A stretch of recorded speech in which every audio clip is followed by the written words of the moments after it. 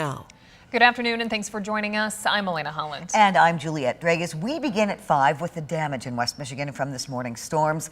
Officials in Muskegon County have activated their Emergency Operations Center. Strong winds took down trees across the county, knocking out power to thousands of customers and damaging homes. At one point late this morning, 50% of the roads in the county were considered impassable. That was due to the downed lines. Communities in West Michigan are picking up the pieces after the storms rocked the region early this morning. 13 Your Side's Nathan Lee went to Northeast Muskegon after extreme winds hit the neighborhood and joins us in the newsroom now. Nathan. Yeah, that's right. Those storms rocked Northeast Muskegon to the core this morning. When we went, navigating those county roads was nearly impossible because of how many of those roads were blocked off by those fallen trees. But what comes out of this storm today is a community banded together, helping each other out and even saving lives.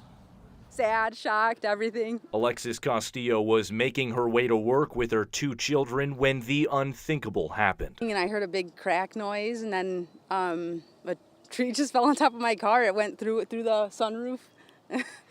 And yeah, it happened so fast. Extreme winds rocked Castillo's neighborhood, sending a large tree on top of her car and through her windshield. The first thing I did was yelled both their names. One was crying.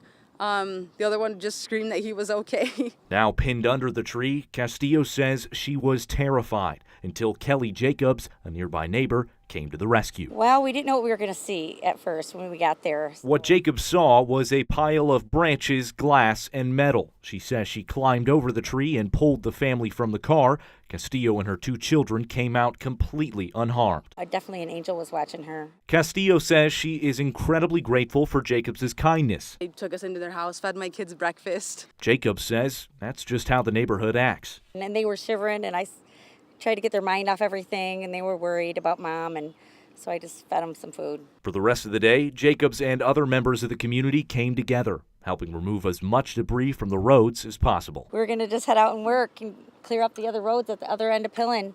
There's elderly, we know, are down that way, and we want to make sure it cleared for any emergency vehicles that need to get through to them. Jacobs says that if more people were in her shoes, she hopes they'd do the same. I just hope that there are people like ourselves out there helping their neighbors and stuff out, even though you don't have to know them to help out.